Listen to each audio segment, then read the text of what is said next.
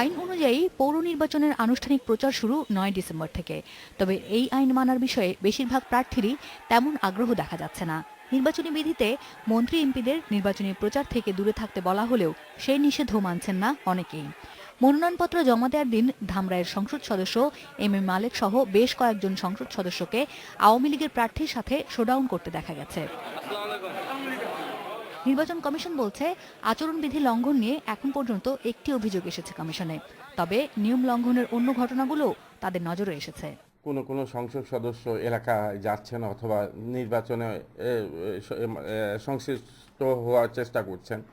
তো আমার তাদের প্রতি অনুরোধ হলো প্রথমেই যে আপনারা সবাই জ্ঞানী, গুণী এবং দায়িত্ববান ব্যক্তি, আইন প্রণেতা, আপনারা আইন ভাঙার চেষ্টা করবেন না। এবং যেহেতু আমাদের দায়িত্ব রয়েছে এগুলো দেখার, আমাদেরকে এমন কঠোর কোনো সিদ্ধান্ত অথবা এমন কোনো বাস্তবতা গ্রহণ করতে বাধ্য করবে না যাতে আমরা সবাই অপ্রস্তুত হয়ে যাই অথবা বিব্রত বোধ করি।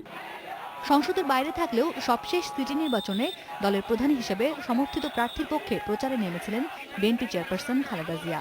নির্বাচন কমিশন বলছে, এবারও নির্বাচনী প্রচারণে তার অংশ নিতে বাধা নেই, তবে গাড়ি বহর থাকতে পারবে না। এমন কোনো সভা না করেন যেটা পথসভা নয়, বিরাট ব্যাপক সভা করতে পারবেন না, মিছিল করতে পারবেন না এবং শোভাযাত্রা করতে পারবেন না। এগুলো স্পষ্ট করে উল্লেখ করা আছে আমাদের আইনে। এই আইন ভাঙবেন না। যে আইন ভাঙলে যে কেউ হন না কেন আমাদের ব্যবস্থা নিতে হবে।